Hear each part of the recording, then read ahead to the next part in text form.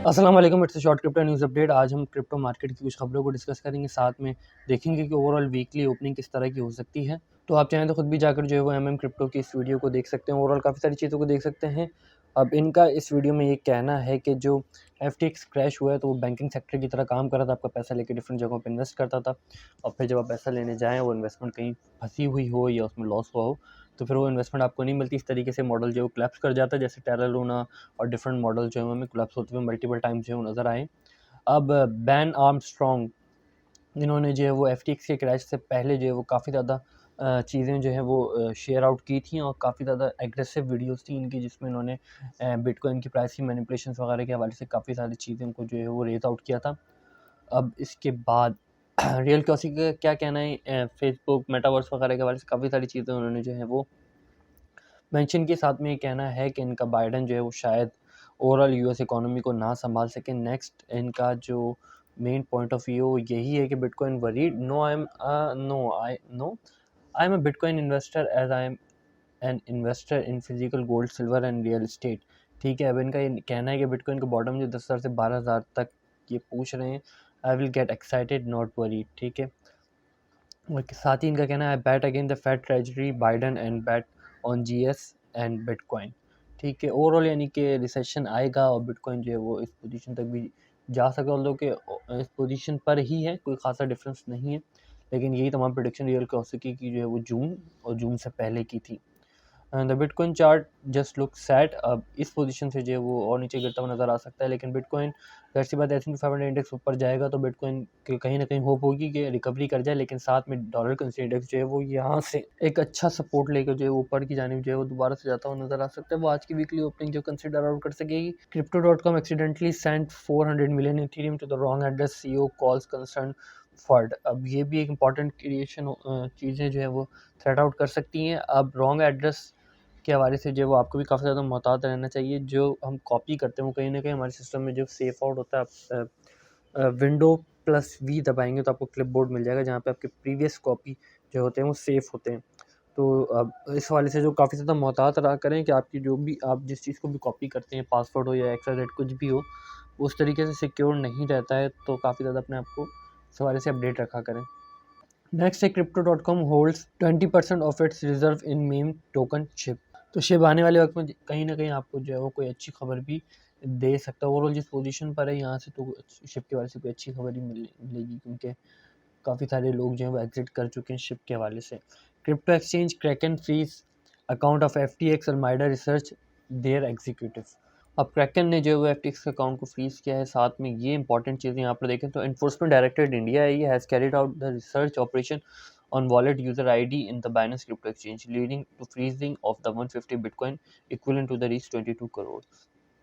अब किसी ने अगर अपना ये रिलेट करता था मोबाइल गेमिंग एप्लीकेशन किसके साथ, नेम ई नगेट्स जो थी, उसके पैसे जो है इन्होंने फ्रीज आउट किए। अब इसको ज़रा पाकिस्तान के वाले से समझ लीजिए, जो हम KYC कराते हैं, हमारा जो भी ओवरऑल डाटा होता है वो सब बाइनेंस में जो है वो बाइनेंस हो गया है, तमाम एक्सचेंजेस में मौजूद होता है।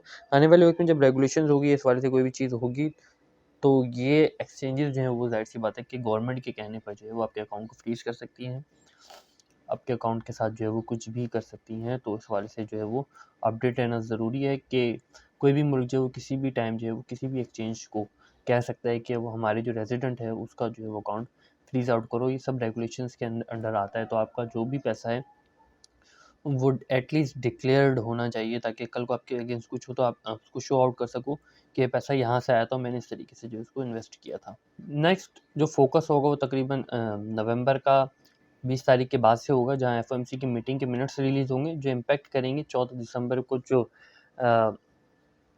FOMC की जो इंटरेस्ट रेट की अनाउंसमेंट वगैरह होगी, उन तमाम चीज़ों को इम्पैक्ट करेंगे। मार्केट उस हिसाब से अपने आप को एडजस्ट करना शुरू कर देगी। 14 दिसंबर के बाद 14 दिसंबर को फिर उस तरीके से वेरिएशन हमें देखने को नहीं मिलेगी, क्योंकि मार्केट अपने आप को पहले ही एडजस्ट कर चुकी होगी और ये तमाम चीज़ें पहले से होती हैं। तो देखते हैं 20 नवंबर के बाद किस हिसाब से मार्केट जो वेरिएट करती है। फ्यूचर इंडेक्सेस इस वक्त ओपन है और लिटिल बिट ऑफ करेक्शन के साथ जो है वो चलते हुए आ रहे हैं। मार्केट में कुछ इतना ज़्यादा जो है वो इंटरेस्ट लोगों को इस वक्त जो है वो नज़र नहीं आ रहा, तो ये कुछ आवर्स के बाद जो है वो तमाम चीज़ें क्लियर होने शुरू हो जाएँ। फ्यूचर इंडेक्सेस इस वक्त बंद है, तकरीबन 12 से 13 घंटे के बाद जो है ये ओपन हो जाएंगे। ओवरऑल थोड़ा सा देख लें, TWT हमें जो है वो गेनिंग पोजीशन में नज़र आता है। बाकी कोई daily time frame call coin जो है वो रिकवरी में नहीं है। वीकली मार्केट कैप के हवाले से बिटकॉइन देखें, इथेरियम देखें तो हैवी करेक्शन के साथ हमें नज़र आते हैं। साथ में BNB भी नज़र आता है। अगर वीकली कैप को खाली देखें तो Crypto.com भी ये जो है वो -51% के साथ हमें नज़र आता है। CRO सोलाना -61% है। और इसी के साथ अगर TWT को देखें तो +58% के साथ हमें नज़र आता है। एप कॉइन -43% है। APT जो रिसेंटली हमने डिस्कस किया था आपके साथ -46% है। HT हुबई ग्लोबल जो हुबई ग्लोबल पे इन्वेस्टमेंट हुई थी, हुबई ग्लोबल को ख़रीदा गया था, उसके बावजूद भी -43% है। HNT सोलाना के साथ दिया -39% हमें नज़र आता है। लूना क्लासिक वेल्स के यहाँ तो हमें -29%। इथेरियम प्रूफ ऑफ स्टेक में जाने के बाद -24% है। माना फेसबुक के साथ 36% माइनस में। XRP और जो सिक्योरिटाइजेशन कमीशन का केस चल रहा है वो तकरीबन राउंड अबाउट एंडिंग पर है। XRP -28%। Ethereum proof of work -40% है। AVAX जो काफ़ी सारे मल्टीपल प्रोजेक्ट्स जो इस किस्म के कोलैप्स हुए उनके साथ जो उनकी एफिलिएशन रही, AVAX की स्टिल है -31% तक हमें नज़र आता है। NFT के हवाले से काफ़ी ज़्यादा होप थी, -40%। ओके भी -19% से वीकली टाइम फ्रेम पे जो है वो नज़र आता है। साथ में मैटिक देखें तो 26% है। यूनी भी जो है वो -21% वीकली टाइम फ्रेम के हवाले से जो है। अब थोड़ा सा देख लेते हैं इतने सारे डाउन के बाद 30 दिसंबर को लोग कहाँ देखते हैं, तो 30 दिसंबर की स्टिल मैक्सिमम प्राइस जो है वो तकरीबन 21,000 के करीब है, जो कि काफ़ी ज़्यादा जो ऑप्शन ट्रेडर्स का माइंडसेट है वो यही कह रहा है अकॉर्डिंग टू दिस। बाकी और फंडामेंटल्स को देख के तो नहीं लगता कि बिटकॉइन जो है वो दोबारा से दिसंबर के एंड तक जो है वो 20,000 की रेंज तक हमें नज़र आएगा। 21,000 की रेंज पे भी नज़र आ सकता है। जो ऑप्शन ट्रेडर का माइंडसेट है, जो कॉल एंड पुट पे ट्रेडिंग करते हैं, उनका माइंडसेट जो है ये कहता है। बाय फ्लो में अगर देखें तो USDT BUSD के दरमियान जंग चलती हुई हमें नज़र आती है। और सेल फ्लो में देखें तो लिस्ट है कि बिटकॉइन से लेकर जो है वो फिर हमें मल्टीपल कॉइन्स, ऑल्ट कॉइन्स तमाम ही जो है वो सेलिंग प्रेशर के साथ जो है वो हमें नज़र आते हैं। अब थोड़ा सा कुछ रियलिस्टिक चीज़ों को देख लेंगे तो बिटकॉइन CME फ्यूचर्स जो है वो उस वक्त पहले बंद था 11 को, फिर जब ये ओपन हुआ उसके बाद कोई खासी वेरिएशन इसने नहीं ली, कोई खासी गैप के साथ ओपन नहीं हुआ, और इस वक्त जो हमें डाउन ट्रेंड में जो है वो नज़र आता है। इसी चीज़ को ज़रा फ्यूचर इंडिसेस के साथ शेयर करते चलो, फिर डॉलर कंसेंट इंडेक्स और फिर जो है वो S&P 500 इंडेक्स के साथ देखेंगे तो फ्यूचर इंडिसेस की कुछ पोजीशन इस तरीके से ओपन है, एक लोअर गैप के साथ जो ओपन हुआ, ऑल्दो कि लोअर गैप काफ़ी छोटा था तो उसको जो चांसेस होते हैं कि लोअर गैप को फिलअप कर ले, लेकिन ओवरऑल जो सिचुएशन चल रही है वॉल्यूम कम है तो चांसेस यही है कि ये करेक्शन ले सकता है। अब ओवरऑल सिचुएशन क्या है तो यहाँ पर ज़रा देख लें, डॉलर का इंडेक्स इस जगह से जो है वो एक तरह का इसने जो है वो एक अपर लोअर गैप के साथ ओपन किया तो चांसेस है कि इसको फिलअप कर ले, लेकिन स्टिल डॉलर कंसी इंडेक्स में चांस है कि डॉलर कंसी इंडेक्स जो है वो दोबारा से एक ऊपर की जानिब की पोजीशन जो है वो ले सकता है। और ये तमाम चीज़ें क्लियर होंगी तकरीबन 12 घंटे 13 घंटे के बाद ही, जब S&P 500 इंडेक्स की ओपनिंग, क्योंकि जो S&P 500 इंडेक्स की प्रीवियस वीक की ओपनिंग जो वो एक काफ़ी बड़े अपर गैप के साथ ओपन हुई थी। जब इतने बड़े अपर गैप के साथ ओपन होती है तो चांसेस यही होते हैं कि S&P 500 इंडेक्स जो है वो इस ट्रेंड को जो है वो फॉलो अप करे, इस ट्रेंड को और ऊपर जाए। और अगर ऐसा नहीं होता तो ज़ाहिर सी बात है कि इस सिचुएशन पे जो है वो काफ़ी सारे लोग जो है वो लॉन्ग की पोजीशंस पर होते हैं, और अगर ये यहाँ से नीचे जाएगा तो मल्टीपल प्रोजेक्ट्स और मल्टीपल चीज़ें जो है हमें S&P 500 इंडेक्स में भी जो है वो क्रैश होती हुई या ख़त्म होती हुई नज़र आ सकती हैं। तो ये ओवरऑल सिचुएशन आज के दिन काफ़ी ज़्यादा अहम रहेगा S&P 500 इंडेक्स के हवाले से। स्टिल क्रिप्टो पे लिक्विडेशंस देखें तो तकरीबन 63,000 के करीब लिक्विडेशंस है। नॉर्मल अगर हम देखें तो 34,000 28,000 के करीब होनी चाहिए। स्टिल देखें तो लेकिन वॉल्यूम नहीं है इतनी ज़्यादा लिक्विडेशन होने के बावजूद भी। और नेक्स्ट हमें क्या नज़र आता है कि स्टिल 1,27,000 के करीब BTC एग्जिट हैं। लास्ट टाइम 2.5 लाख के करीब BTC एग्जिट थे, उसमें से जो है वो तकरीबन 1 लाख के करीब BTC ने एंट्री ली होगी, उससे भी कम। उसके बाद FTX ने कोलैप्स किया, उसके बाद अगर आप देखें तो दोबारा से 7 डे टाइम फ्रेम में 2 लाख के करीब एग्जिट है, 30 डे टाइम फ्रेम में 1,27,000 के करीब जो है एग्जिट है। तो साइट्स को हमने पहले भी शेयर किया था कि बिटकॉइन जो एक्सचेंजेस के अगर बिटकॉइन रिजर्व कम होंगे तो फिर एक्सचेंज जो है वो कहीं ना कहीं ख़तरे में आ जाती हैं। तो स्टिल हम देखें तो FTX अपने आप को रिकवर नहीं कर सका। ओरिजिनल बैलेंस देखें FTX का तो तकरीबन 3 BTC ही जो है वो नज़र आता है।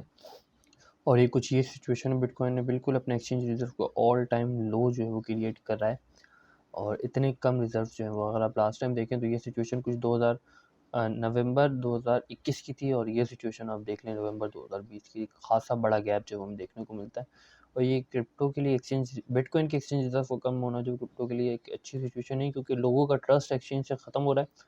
लोग अपने बिटकॉइन को एग्जिट कर रहे हैं, फिर जैसी ट्रस्ट यानी कि ट्रस्ट की सिचुएशन क्रिएट होगी फिर जो है वो दोबारा से इन्वेस्टमेंट एक्सचेंजेस में आएगी, फिर एक्सचेंज डिफरेंट जगहों पे इन्वेस्ट करती हैं, क्रिप्टो की एक हाइप क्रिएट होती है, एडवर्टाइजमेंट होती है, बहुत सारी चीज़ें होती हैं, इसके बाद जो है हमें बुल रन देखने को मिलता है।